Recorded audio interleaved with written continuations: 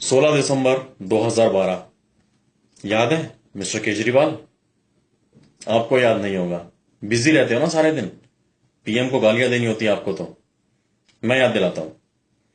16 दिसंबर 2012 को दिल्ली की सड़कों पे चलती बस में एक बच्ची के साथ रेप हुआ था, ज्योति, जिसको हम सब निर्भया के नाम से जानते हैं।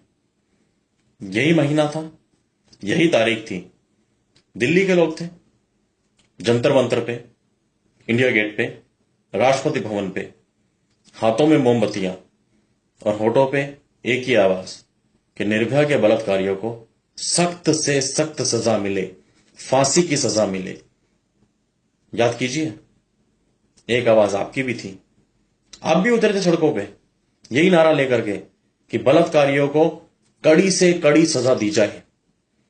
इनफैक्ट राष्ट्रपति भवन पे जब हम लोगों ने घेराव किया था, जब पुलिस के डंडे खाए थे, भरी सर्दी में दिसंबर के महीने में हम लोगों ने वाटर कैनन के फव्वारे सहे थे। आप तो आ गए थे टीवी पे, न्यूज चैनल्स में। क्या बोला था आपने कि ये विरोध प्रदर्शन आम आदमी पार्टी का है? आपने तो निर्भया के रेप पे भी राजनीति की थी केजरीवाल जी। खैर पुरानी बात है, छोड़ दिया उसे। लेकिन उस वक्त नोटंकी सही, आपने बोला क्या था कि हां, निर्भया के बलात्कारियों को कड़ी से कड़ी सजा मिले। और आज आप क्या कर रहे हैं? निर्भया के बलात्कारी को पुनर्वास के नाम पे आर्थिक मदद दे रही हैं, सिलाई की मशीन दे रही हैं, दर्जी की दुकान खुलवा रहे हैं। खुलवाइए, छोटी सी रिक्वेस्ट है आपसे, उसकी दर्जी की दुकान खुलवाइए, उसका नारियल भी आप जाके खुद फोड़ के आइए, उसका उद्घाटन भी खुद करके आइए। लेकिन जब सारा तामझाम हो जाए, वो दर्जी की दुकान उसकी चल जाए, एक काम कीजिएगा, अपनी बेटी हर्षिता को उस बलात्कारी के पास भेज दीजिएगा। अपनी बेटी हर्षिता को उस बलात्कारी के पास भेज दीजिएगा, नाप देने के लिए, कपड़े सिलवाने के लिए, सूट सिलवाने के लिए भेजेंगे। बुरा लग रहा है ना सुन के? चुप रहिए ना बात। जब आप अपनी बच्ची को नहीं भेज सकते, हम दिल्ली वाले अपने घर की बहन बेटियों को कैसे भेज देंगे? सोचा आपने इस बारे में? आपको बुरा लगा सुन के? हमें कितना बुरा लगा होगा। क्या आपकी बच्ची और दिल्ली के बच्चे आपके बच्चे नहीं है? क्या दिल्ली की बहन बेटियां आपकी कुछ नहीं है?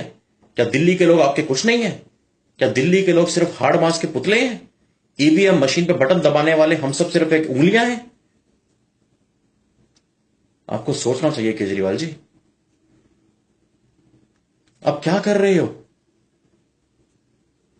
आपके इस फैसले से हम लोगों को कितना दुख हुआ है, कितना आघात हुआ है। और हमें भी साइड में कीजिए। जिस बच्ची के साथ में बलात्कार हुआ, उन 6 लड़कों ने उसके जिस्म का बलात्कार किया था, पर आपके इस हरकत ने, इस फैसले ने निर्भया की आत्मा का रेप किया केजरीवाल जी।